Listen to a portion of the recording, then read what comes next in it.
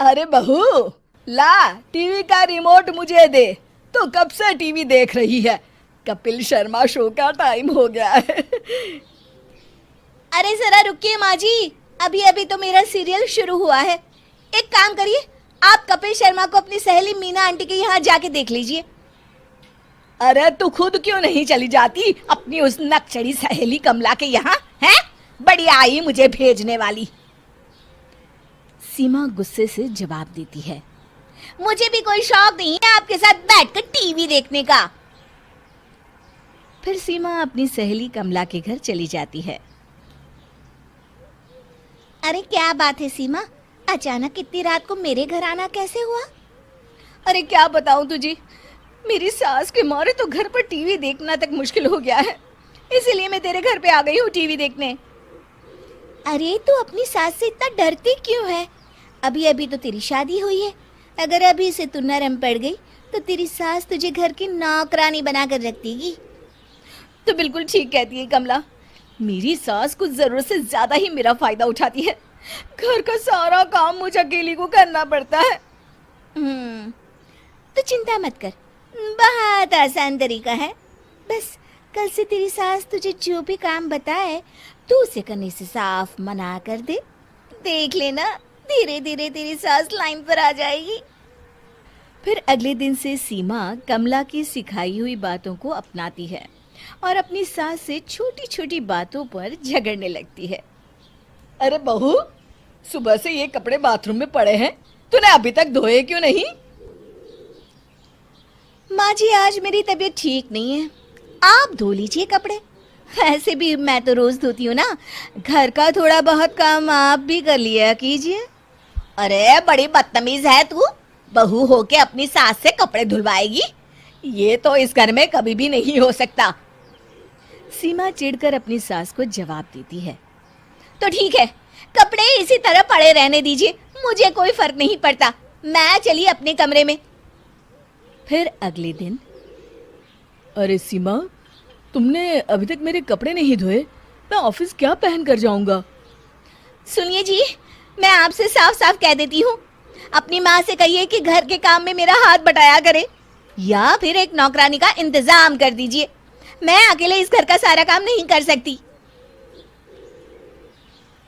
अपनी पत्नी का ये रूप देख सुरेश बिना कुछ कहे चुपचाप अपने ऑफिस चला जाता है। फिर उसी शाम। अरे बहू, रात के 8 बज गए हैं और अभी तक तूने खाना नहीं बनाया, तू आखिर कर क्या रही है? आज मेरा खाना बनाने का मूड नहीं है, आज खाना आप बना लीजिए या फिर रेस्टोरेंट से मंगा लीजिए ना।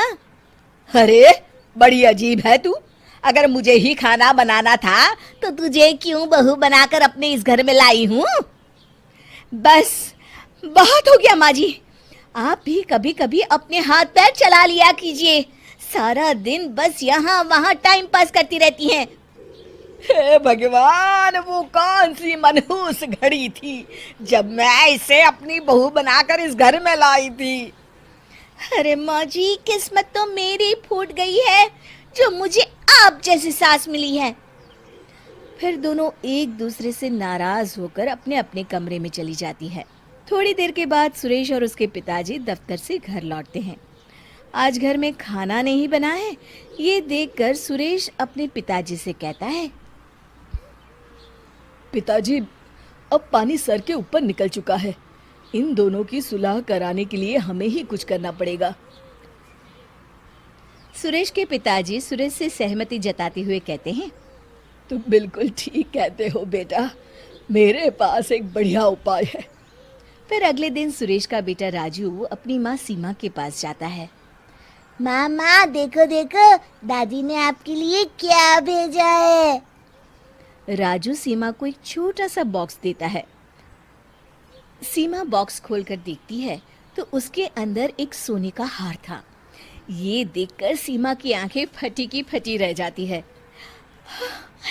माँ जी ने ये हार मेरे लिए भेजा है। हाँ माँ, दादी अपनी पड़ोस की सहेली से कह रही थी कि मेरी बहू बहुत अच्छी है, मेरा बहुत ध्यान रखती है, घर का सारा काम अकेले संभाल लेती है। अच्छा माँ, अब मैं खेलने जा रहा हूँ। फिर राजू वहां से चला जाता है। थोड़ी देर के बाद राजू भागता हुआ अपनी दादी के कमरे में जाता है। दादी दादी, देखिए माँ ने आपके लिए क्या भेजा है। राजू अपनी दादी को एक थैला देता है। सीमा की सास थैले के अंदर सुंदर सी साड़ी देखकर कहती है, अरे इतनी सुंदर साड़ी बहू मेरे लिए लेकर आई है। हाँ दादी, माँ तो अपनी सहेली कमला से कह रही थी मेरी सास बहुत अच्छी है, मेरा बहुत ख्याल रखती है। अच्छा दादी, अब मैं खेलने जा रहा हूँ। सीमा की सास तुरंत उठकर सीमा के कमरे में जाती हैं और सीमा से कहती हैं, अरे बहू मुझे माफ कर दे, मैंने तुझे समझने में बहुत बड़ी गलती कर दी।